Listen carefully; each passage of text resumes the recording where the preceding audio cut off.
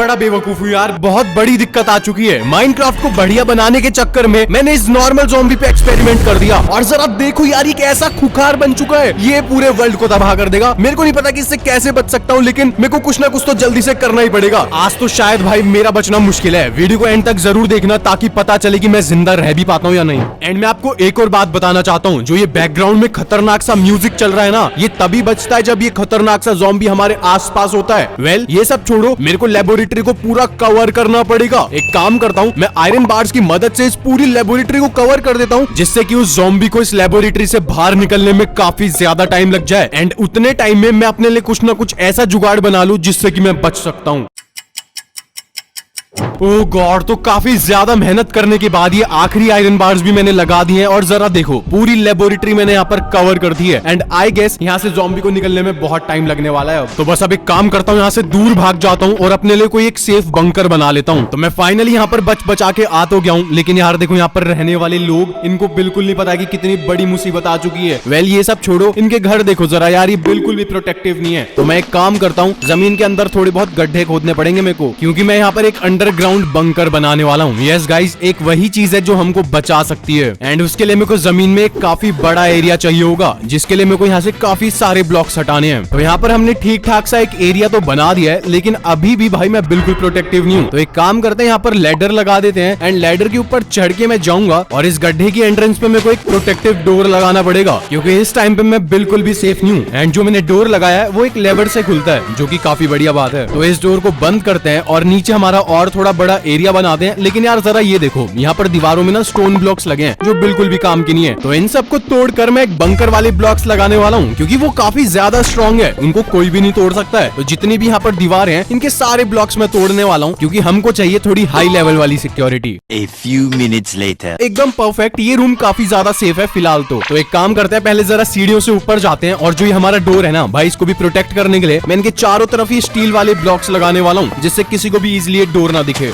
Nice यार, हमने काफी अच्छी प्रोग्रेस कर ली है, लेकिन अभी हमको बहुत सारा काम करना है। एंड गाइस, मैंने अंदर बंकर के यहाँ पर लाइट्स भी लगा दी हैं, जिससे यहाँ पर अंधेरा ना हो। लेकिन अभी आता है मेन काम, इस बंकर के नीचे भी मेरे को एक अंडरग्राउंड एरिया बनाना पड़ेगा, जिससे कि मैं अपने साथ साथ इन विलेजर्स को भी यहाँ पर रख सकूं। तो शुरुआत करते हैं यहाँ से। हमको जमीन में कुछ गड्ढे करने हैं एंड मैं काफी बड़ा एरिया बनाने वाला हूँ, कुछ इस तरीके से। देखो कितना बड़ा एरिया है हमारे पास, बढ़िया। ये रूम देखो कितना बड़ा है, लेकिन यहाँ पर भी अंधेरा है। यार ये तो ज्यादा ही काला हो गया। कोई बात नहीं, इसका सोल्यूशन है, सिंपली हमको यहाँ पर भी लाइट्स लगा देनी होगी। एकदम परफेक्ट काम हो गया। ये रूम मैंने पता है क्यों बड़ा बनाया है, क्योंकि इसके बीच में मैं एक दीवार डालने वाला हूँ, और वो दीवार किस लिए काम आएगी ये तो अभी आपको पता ही चल जाएगा। लाइक दीवार डलने के बाद इस साइड हमारे पास एक छोटा सा कमरा है, जिसका हम यूटिलाइजेशन करने वाले हैं, क्योंकि हमको नहीं पता कि हमको बंकर में कितने दिन के लिए रहना पड़ सकता है। तो यहाँ पर मैं ना फार्मिंग करने वाला हूँ, ताकि यहाँ पे रहने वाले विलेजर्स और साथ के साथ मैं भूख से ना मर जाए। चलो अब यहाँ पर इनके बीच में पानी भरते हैं, और जो ये डर्ट ब्लॉक्स हैं इनको होस से ठीक करके यहाँ पर सीड्स लगा देते हैं कुछ इस तरीके से। खाने की वजह से तो हमको कोई दिक्कत नहीं होने वाली, 100% कह रहा हूँ। अब बारी आती है सोने की, लेकिन यहाँ पर बहुत सारे विलेजर्स आएंगे, तो हमको यहाँ पर बेड्स भी काफी सारे बनाने पड़ेंगे। तो बिल्कुल कोने में मैं काफी सारे बेड्स लगाने वाला हूँ, जिनको हम बंकर बेड्स कहते हैं। वेल जिन जिन लोगों ने स्क्विड गेम देखी है उनको भी पता होगा कि उस गेम के अंदर भी ऐसी बेड्स होते हैं। किस किस ने देखी नीचे कमेंट में बता भी दो। खैर ये सब छोड़ो, बेड्स के ऊपर आने के लिए मैं यहाँ पर लैडर लगा देता हूँ। सो गाइस जरा एक बारी ऊपर जाते हैं एंड जरा ये देखो, ये जो ब्लॉक्स है ना इनको हटा के मेरे को इसका डोर यहाँ पर लगाना होगा, जिससे कि हम अंडरग्राउंड वाले बंकर में जा सके। एकदम परफेक्ट काम हो गया अभी तो चलो यार एक बारी बंकर के बाहर जाके देखते हैं। अभी तो माहौल बिल्कुल शांत लग रहा है। वेल तो हम एक काम करते हैं, इन सारे विलेजर्स को अपने बंकर के अंदर ले जाते हैं। तो जो आपको ये बोट दिख रही है, इसमें मेरे को एक एक करके विलेजर्स को बिठाना है एंड फिर बोट को बंकर वाले गड्ढे के पास ले जाना है और फिर उस बोट को इस गड्ढे में कुदा देना है। तो चलो अब एक विलेजर तो यहाँ पर आ चुका है, अब इस बोट को तोड़ के मेरे को वापस ऊपर जाना होगा और ऐसे एक एक करके मेरे को सारे विलेजर्स को इस गड्ढे में ले जाना है। यार ये बड़ा ही बोरिंग काम है, लेकिन फाइनली मैं एक एक करके सारे विलेजर्स को इस बंकर के अंदर ले आया। बट यार ये कहते हुए थोड़ा सा दुख हो रहा है कि हमको इस आयरन गोलम को बाहर ही छोड़ना पड़ेगा, क्योंकि हमारी प्रोटेक्शन में हेल्प करेगा। लेकिन उदास होने वाली कोई भी बात नहीं है, क्योंकि इसके आसपास मैं काफी सारे और आयरन गोलम्स को स्पॉन करने वाला हूँ एंड ये सारे आयरन गोलम मिलके उस खुखार ज़ॉम्बी की बैंड बजा देंगे। जरा देखो कितने सारे आयरन गोलम्स हैं एंड इन आयरन गोलम्स को अपने बंकर के गेट के पास ही बांध देता हूँ, जिससे जिससे कि भाई हमको प्रोटेक्शन मिल सके। तो चलो गाइज ये तो हो गया, लेकिन अब चलते हैं बंकर के अंदर और देखो कितने सारे विलेजर्स हैं। तो हम एक काम करते हैं, इनको अंडरग्राउंड ले जाते हैं। तो मैं एक काम कर देता हूँ कि अंडरग्राउंड में ना गड्ढा करके पानी भर देता हूँ और फिर सिंपली मैं जैसे ही ब्लॉक तोड़ूंगा ये सारे विलेजर्स सीधा नीचे गिरेंगे। तो यहाँ पर तो मैंने पानी भर दिया है, चलो अब इन ब्लॉक्स को तोड़ते हैं। ये देखो हमारे विलेजर्स नीचे गिरना स्टार्ट हो गए हैं और मैंने सक्सेसफुली इन सारे विलेजर्स को इस बंकर के अंदर ले आया। एंड यार मेरी कैलकुलेशन थोड़ी सी गड़बड़ हो गई थी क्योंकि यहाँ पर बेड्स कम पड़ गए हैं, तो मैंने थोड़े बहुत और बेड्स लगा दिए हैं जिससे कि ये सारे विलेजर्स रात को सो सके। अब मैं काम करता हूँ, बंकर के साइड में एक बड़ा सा पिलर बनाने वाला हूँ क्योंकि इस पिलर के ऊपर चढ़ के मैं देख सकता हूँ कि हमारा ज़ॉम्बी किस साइड पे है। ओके, तो लैडर वेडर लगा के मैंने एकदम तगड़ा सा पिलर तो रेडी कर दिया है और अपनी प्रोटेक्शन के लिए भी मैं यहाँ पर डिस्पेंसर का एक ऐसा सिस्टम रेडी कर देता हूँ जिससे कि एक क्लिक में मैं मस्त तरीके से इक्विप्ड हो जाऊं।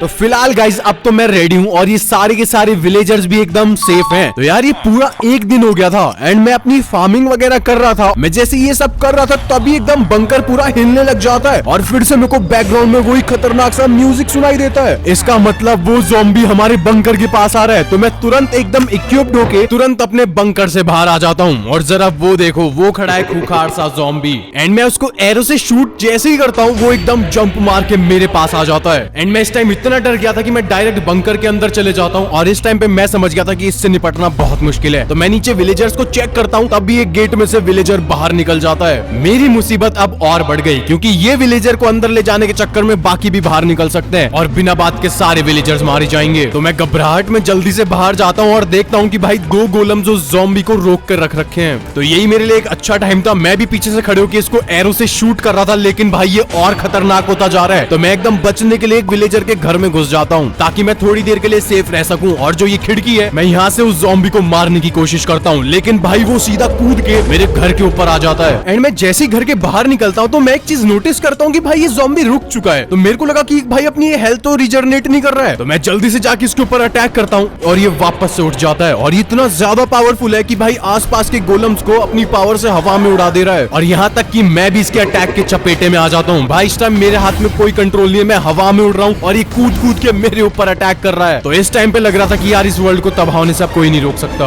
और जैसे ही मैं इसकी पावर से बच के नीचे जमीन पे गिरता हूँ ये आसपास स्पाइडर और ज़ॉम्बी स्पॉन कर देता है। भाई ये बहुत खतरनाक है। मैं अपनी जान बचा के इस टावर के अंदर चढ़ जाता हूँ, लेकिन ये वहीं से मेरे ऊपर अटैक कर रहा है अपनी खतरनाक आग के गोले और तो और भाई ये एरोस भी मेरी खिड़की पे फेंक रहा है। भाई ये मेरे पीछे पड़ चुका है और मेरी किस्मत अच्छी थी, जैसे मैंने नोटिस करा इसकी हेल्थ के ऊपर वो बिल्कुल खत्म हो चुकी है। इसका मतलब आयरन गोलम्स ने उसको संभाल लिया है और जैसे मैं बाहर जाता हूँ ये भाई तड़पते तड़पते मर चुका है। गॉड मैं बच भी गया, मेरे को यकीन नहीं हो रहा है। और जरा बंकर का हाल देखो। मैं जल्दी से बंकर के अंदर जाता हूँ कि कोई मरा तो नहीं है, बट किस्मत अच्छी थी कि भाई सारे बच चुके हैं। जान बची लाखों पाए। आज के बाद ऐसा एक्सपेरिमेंट नहीं करूंगा। वेल भाई मैंने पूरे वर्ल्ड को बचा लिया, उसके लिए 1 लाइक तो बनता ही है ना। तो जल्दी से वीडियो को लाइक करो और सब्सक्राइब करना भी बिल्कुल मत भूलना। तब तक के लिए बाय बाय।